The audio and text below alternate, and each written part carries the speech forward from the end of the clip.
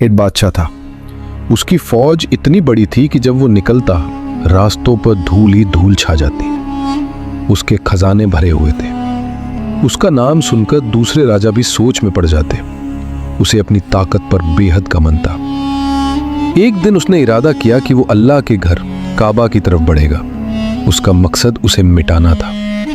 लोग समझ रहे थे कि कोई बड़ा तूफान आएगा, आसमान से पत्थर गिरेंगे या जमीन फट जाएगी, लेकिन ऐसा कुछ नहीं हुआ। जो हुआ वो और भी हैरान करने वाला था। वही बादशाह जो काबा को गिराने चला था, बाद में उसी का पहला सेवक बन गया।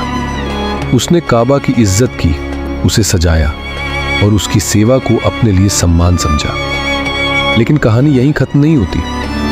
वो जिस कौम से था वो अरब के दक्षिणी हिस्से यानी यमन की रहने वाली थी। उस दौर में यमन बहुत खुशहाल इलाका माना जाता था। वहां पानी की कोई कमी नहीं थी। बाग बगीचे फलों से भरे रहते थे और व्यापार दूर दूर तक फैला हुआ था।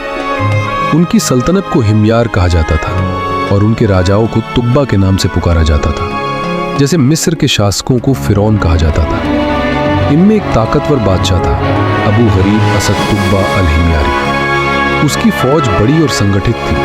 घोड़े, हाथी, तीरंदाज और सिपाही दूर तक फैले रहते। जब उसका लश्कर निकलता तो लगता जैसे कोई लंबी कतार खत्म ही नहीं होगी। एक बार वो अपनी सेना के साथ यसरिब की तरफ बढ़ा, जिसे आज हम मदीना के नाम से जानते हैं। उस समय वो एक शांत इलाका था जहां खजूर के बाग और कुछ कबीले रहते थे। बादशाह ने तय किया कि सुबह होते ही वो इस बस्ती को नुकसान पहुंचाएगा। लेकिन उसी रात उसे एक खास सपना आया। उसने देखा कि एक रोशन चेहरा उसे समझा रहा है कि इस जगह को छोड़ दो। ये धरती खास है, यहां भविष्य में एक महान रसूल आने वाले हैं। बादशाह नींद से जागा तो उसका दिल बदला हुआ था। उसने अपना फैसला बदल दिया। उसने उस शहर को छोड़ दिया और सम्मान के साथ वहां से चला गया।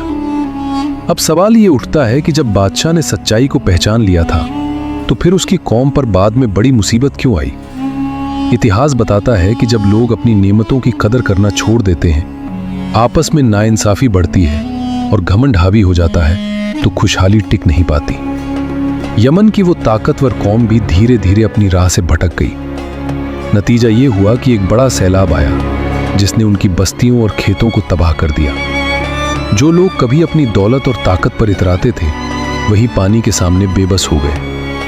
ये कहानी हमें याद दिलाती है कि ताकत, दौलत और शोहरत हमेशा नहीं रहती। असली कामयाबी विनम्रता, इंसाफ और सही रास्ते पर चलने में है। जब तक इंसान इन बातों को थामे रखता है, तब तक उसकी तरक्की भी सुरक्षित रहती है। दरबार सजा हुआ था। अचानक दो जानकार और समझदार लोग बादशाह के सामने आए। उन्होंने आदर के साथ कहा, ऐ बादशाह, अगर तुम इस जमीन को नुकसान पहुंचाने का इरादा करोगे तो तुम्हारी हुकूमत सुरक्षित नहीं रहेगी। बेहतर है रुक जाओ। बादशाह को यह बात नागवार गुजरी। उसने कहा, क्या तुम मुझे डरा रहे हो? मैं वो हूं जिसकी इजाजत के बिना कोई सांस भी नहीं ले सकता। उन्होंने शांत लहजे में जवाब दिया, हम तुम्हें धमका नहीं रहे। हम तुम्हें उस आने वाले नबी के रब का पैगाम सुना रहे हैं जो एक दिन इस शहर में आएंगे। इतना सुनते ही बादशाह का दिल बदलने लगा। उसे पहली बार एहसास हुआ कि ताकत उससे भी बड़ी कोई है।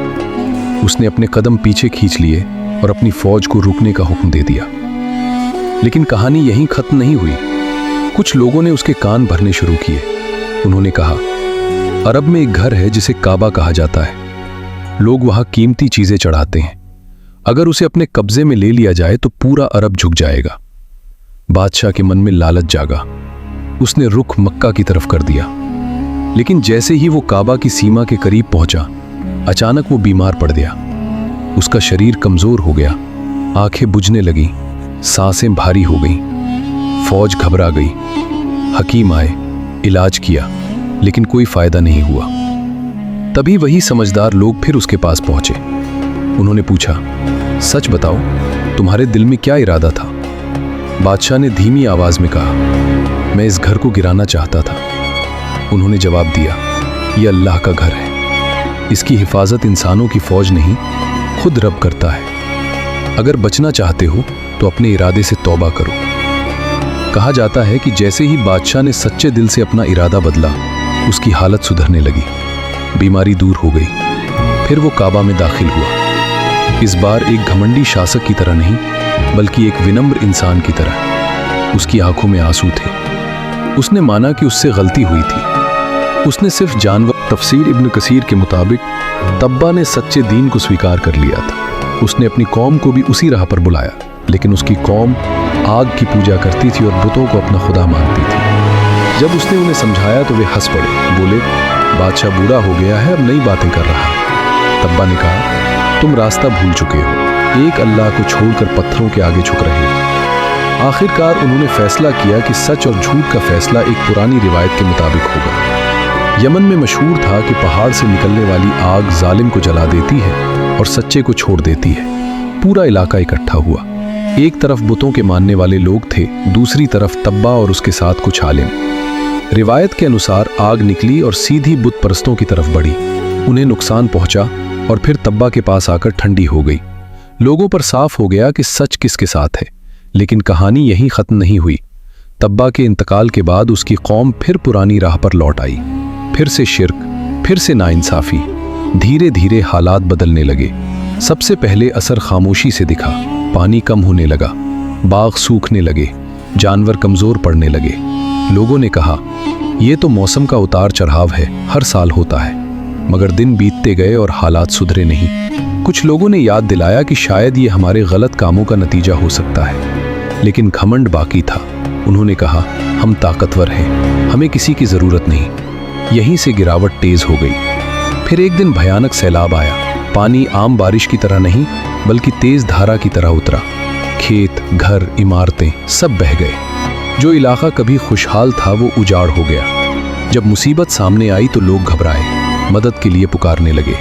लेकिन जिन चीजों को वे सहारा समझते थे वे खुद बेबस थी। कुरान बताता है कि जब कोई कौम लगातार गलत रास्ता चुनती है और समझाने के बाद भी नहीं बदलती तो उसका अंजाम सख्त हो सकता है। उनकी पहचान मिट गई, बस उनकी कहानी बाकी रह गई, एक सबक के तौर पर। यह वाकया हमें याद दिलाता है कि तरक्की और ताकत तभी तक रहती है जब तक इंसान शुक्र, इंसाफ और सही राह को पकड़े रखे। घमंड और इनकार आखिरकार गिरावट की वजह बनते हैं। आज उस कौम का ठिकाना तक साफ नहीं है। इतिहास के पन्नों में बस उनका जिक्र रह गया, जमीन पर उनकी पहचान नहीं मिलती। ये कहानी सिर्फ यमन की नहीं है, ये हर दौर, हर समाज और हर उस हाकिम के लिए सबक है जो अपनी ताकत को ही सब कुछ समझ बैठता है। आज हमें लगता है कि हथियार ही असली ताकत है। कोई कहता है सुपर पावर होना ही जीत है। कोई समझता है टेक्नोलॉजी और एआई ही सब पर भारी है। कुछ लोगों के लिए दौलत ही सबसे बड़ा सहारा है। लेकिन वक्त बदलते देर नहीं लगती। जो चीजें आज बहुत मजबूत लगती हैं, कल वही मिट्टी का हिस्सा बन सकती हैं। इस कहानी का साफ संदेश है, ताकत, माल और तरक्की तब तक फायदेमंद है जब तक इंसान विनम्र रहे, इंसाफ करे और सही रास्ते पर चले।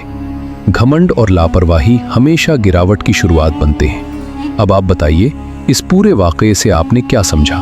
अपनी राय कमेंट में जरूर लिखें। अगर आपको ये बयान पसंद आया हो तो वीडियो को लाइक करें और चैनल को सब्सक्राइब करना न भूलें।